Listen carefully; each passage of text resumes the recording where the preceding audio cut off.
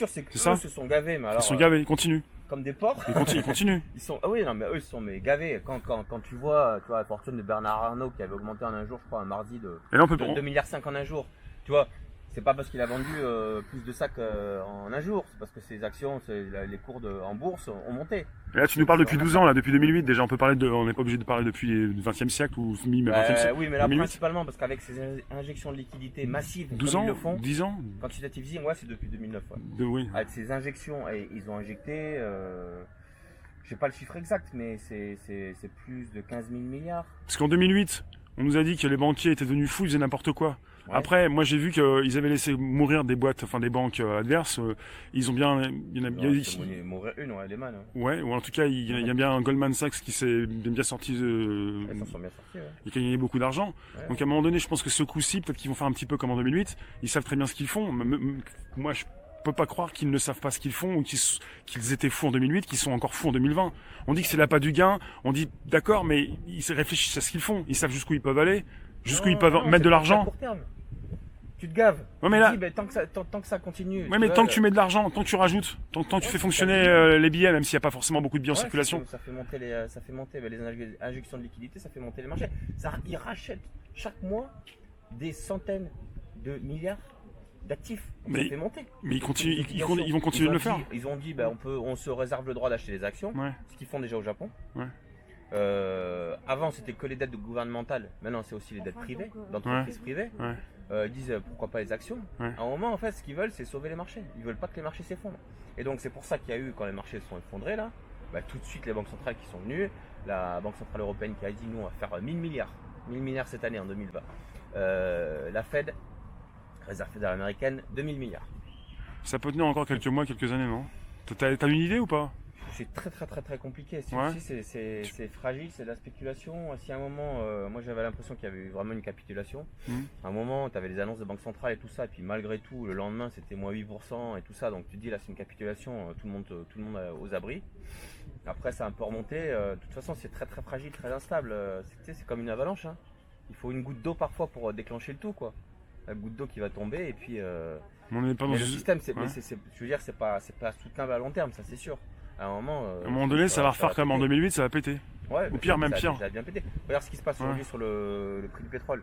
Là, j'ai regardé, ce matin, il était à, je crois, $13 le baril, un truc comme ça. Ouais. Alors qu'ils font tout pour essayer de le maintenir de plus élevé, parce que tu as notamment le gaz de schiste et tout ça. Eux, ils produisent, j'ai plus les derniers chiffres, mais il y a encore quelques années, ils étaient rentables au-dessus de $50 le baril. Donc là, ils perdent énormément d'argent et tout. Donc c'est pour ça qu'ils essaient de s'organiser entre producteurs, exportateurs, etc.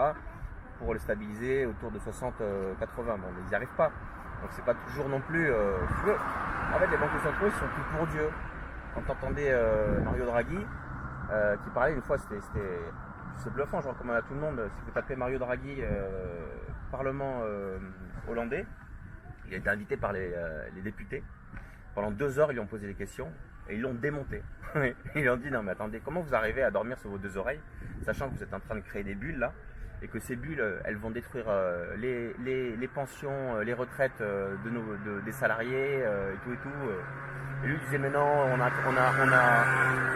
a grâce à nos politiques, on a créé 2,5 millions d'emplois, etc. Les mecs ils se prennent pour Dieu, ils pensent qu'ils vont, tu vois, il y a les cycles économiques, ou qu'ils vont pouvoir plus jamais de crise grâce à leur action des banques centrales. Alors ce qu'ils font en fait, c'est juste repousser le problème, repousser l'échéance et rendre en fait la prochaine crise encore pire. Parce que tout ça en fait, c'est comme si tu avais un malade de je sais pas quelle maladie et puis au lieu de soigner la maladie, tu lui files de la morphine.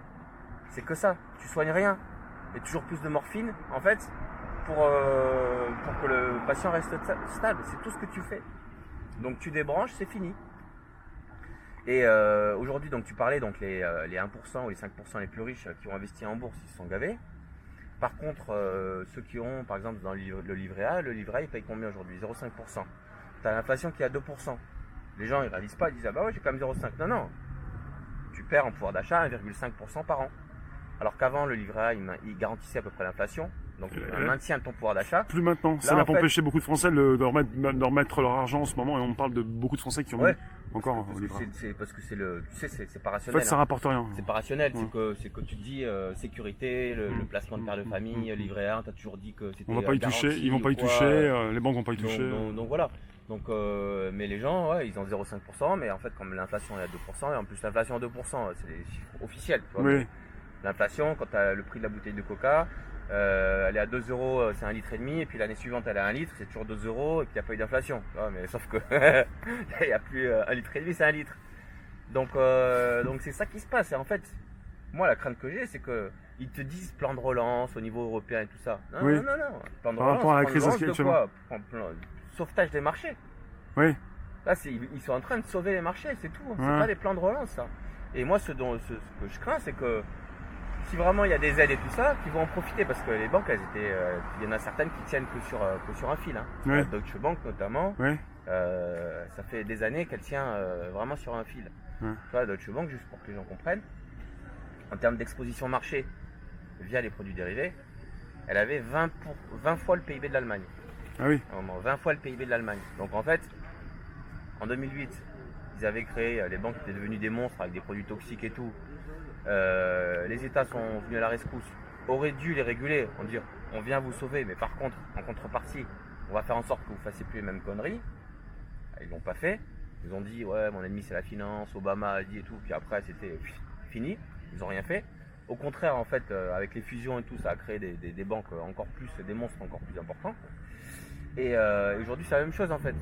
Donc là, s'il y a Deutsche Bank qui tombe demain, ouais, c'est fini. Bah, c'est fini. Ça fait mal à l'Europe. Hein. C'est pas qu'à l'Europe, c'est des banques systémiques. Il y en a, je sais pas, 19, 20 selon dans le monde. Quand tu as 20 fois le PIB de ton pays en exposition marché. Donc c'est repoussé pour. Ils repoussent. Hein. Parce que si la Deutsche Bank va mal, ils veulent préférer que ça se repousse à 2021, 2022, plus tard. Puis là, ils veulent mutualiser les pertes aussi. Oui. Et puis ça, en Europe, puis toujours privatiser les gains, mutualiser les pertes. Exactement. Et tu vois, c'est la même chose avec les grosses multinationales. Qu'est-ce qu'elles ont fait avec leurs bénéfices? C'est quand tu as une petite entreprise et tout ça, ton business de, je sais pas, peinture, maçonnerie, tu te dis, bon, bah, si j'ai des bénéfices, je vais en mettre de côté. C'est peut-être qu'il va y avoir des moments où, je sais pas, le patron il est blessé, il peut plus travailler ou quoi, ou je sais pas quoi. Donc il met de côté pour ces moments difficiles. Les boîtes qui sont cotées, qu'est-ce qu'elles ont fait? Elles ont tout distribué aux actionnaires, leurs bénéfices. Donc ils ont bien gavé les actionnaires avec les dividendes. Aujourd'hui, elles se retrouvent en situation très compliquée parce qu'elles n'ont pas justement ces réserves. Et là, elles vont demander de l'argent public. Donc les gains, c'est le capitalisme en fait quand il y a des gains. Et puis quand il y a des pertes, tu demandes à l'État. Après, je sais pas combien d'argent ont les Allemands, mais les Français, il leur reste encore de l'argent, hein, pour ceux qui ont de l'argent de côté. On parlait du livret A, il y a quand même des. Les Français parlent beaucoup, ouais. Je te dis, je me mets à la tête de ceux qui prennent de l'argent et qui veulent toujours s'en faire plus d'argent. Ils se disent, les Français ont encore de l'argent, on peut encore en récupérer. C'est peut-être ça aussi, en fait, l'idée. Le plan, il y avait eu en 2013, je crois, c'est une analyse de Monsieur Bouchard, je crois, qui était au FMI, un Français au FMI, qui avait dit la prochaine crise, il faudra ponctionner 10% de l'épargne. Des épargnants. Voilà. Pour régler la crise, le problème de la dette et tout ça. Voilà. Et là, donc c'est en 2013, et là ils le remettent sur le tapis. 10% seulement? Si t'as vu, ouais, après 10%. Bon. Je sais pas si t'as vu, mais ils en reparlent. Il y a eu des articles et tout ça, le FMI dit, Christine Lagarde, ah oui, avec 10% et tout ça. Voilà. Donc en fait, il y a une loi qui est passée, mais qui est passée inaperçue, parce que c'est les fameuses lois qui passent soit entre Noël et le jour de l'an, ou soit le 15 août, qui était, il me semble, Noël 2015, comme ça, qui a en fait autorisé les banques à se servir sur le compte des épargnants, ça c'est au niveau européen, ils disent au-delà de 100 000 euros. Donc c'est ce qu'ils ont fait à Chypre, c'est ce qu'ils ont fait en Grèce, c'est ce qu'ils ont fait dans 3 petites banques aussi en Italie, on n'en a pas beaucoup parlé, mais pas si loin de chez nous. Mais au-dessus de 100 000 euros, le type qui a un compte, il a 100 000, mais avec 110 000, il va pas laisser son argent sur son compte, il a plusieurs comptes, tu sais pas, je sais pas moi, ceux qui ont des grosses fortunes. Si t'es au courant de tout ça, tu te dépêches de faire des virements, tu les envoies, non? Je sais pas, le mec qui a 3 millions, il va faire 30 comptes. Ouais, je sais pas. Et non mais oui, 100 000, mais il les sort de l'Europe, il les met ailleurs. Oui, après les très riches, ils arrivent toujours à trouver des solutions. Hein. C'est un bon fiscaliste, je veux dire ça va. Mais donc de ça, ils disent bon ils pourront se servir en fait sur l'argent des épargnants. Ouais. Et puis il y a aussi cette garantie auquel tout le monde croit. Ils te disent oui, on est garanti à hauteur de 70 000 euros. 70 000? Ouais. C'était ça en 2008, hein. C'est bidon, ça. Ouais, ouais. Je veux dire, ça marche. Si tu as une petite banque qui fait faillite, il va marcher. Mais je sais pas combien il est capitalisé, ce fonds. C'est ce qu'avait dit Sarkozy pour la crise. C'est ridicule. S'il y avait vraiment, si tout était tombé par terre, il n'aurait pas pu assurer tout ça. Ouais. Donc s'il y a une banque qui fait faillite, d'accord, ils seront indemnisés, mais après le fonds il est complètement sous-capitalisé. Donc cette garantie, elle est bidon. Donc on peut très bien avoir un scénario. En plus, l'histoire de suppression de l'argent liquide, on a parlé de ça aussi, parce que de contrôler ton argent, pour pouvoir contrôler ton argent sur ton compte en banque, ils avaient commencé en 2015 après les attentats de Charlie Hebdo. Sachant que la suppression du cash, c'est ce qu'ils veulent en fait, c'est les banques qui poussent pour ça, pour qu'il y ait tout l'argent en banque, pour qu'elles puissent le contrôler, pour qu'elles puissent éventuellement elles aussi appliquer taux d'intérêt négatif. Ça veut dire qu'à un moment, pour laisser ton argent en banque, ils vont te prendre des frais, ils vont te dire bah nous on te prend 0,5%. Pour le faire, et toi tu pourras rien dire. Donc pour avoir ton argent, ils avaient dit après 2015 que c'était pour lutter contre le terrorisme. Donc il y a tout un tas d'articles et tout ça qui étaient sortis en février. Oui. Alors qu'en plus ils en avaient discuté à Davos, ça n'avait rien à voir avec le terrorisme. Ensuite, ils avaient dit le terrorisme et tout ça, bien entendu, ils se financent avec des billets de 500 €, tout le monde le sait. Hein. Et puis si on supprimait l'argent, il n'y aurait plus de terrorisme. Donc ça, ils utilisaient la peur chaque fois. Ouais. Et donc là maintenant, ils essaient d'utiliser le virus pour dire, je ne sais pas si ça a suivi, mais ils ont autorisé là, je crois cette semaine, le sans contact à mettre à 50 €. Avant c'était 20 €, je crois, maintenant c'est 50 €. Donc là, c'est pour faire un essai en fait. Non, mais après, ça va être apprécié parce qu'il y a de plus en plus de personnes qui vont utiliser le sans contact pour pas appuyer sur les touches et pour même pas toucher l'appareil. Et 50 €, c'est plus pratique après pour beaucoup. Mais ça, ils utilisent la peur des gens. Ils utilisent une excuse du virus de dire on vous veut du bien, on prend ces décisions pour votre sécurité, contre le terrorisme, pour votre santé. Mais en fait, c'est juste pour contrôler votre argent. C'est une privation de liberté.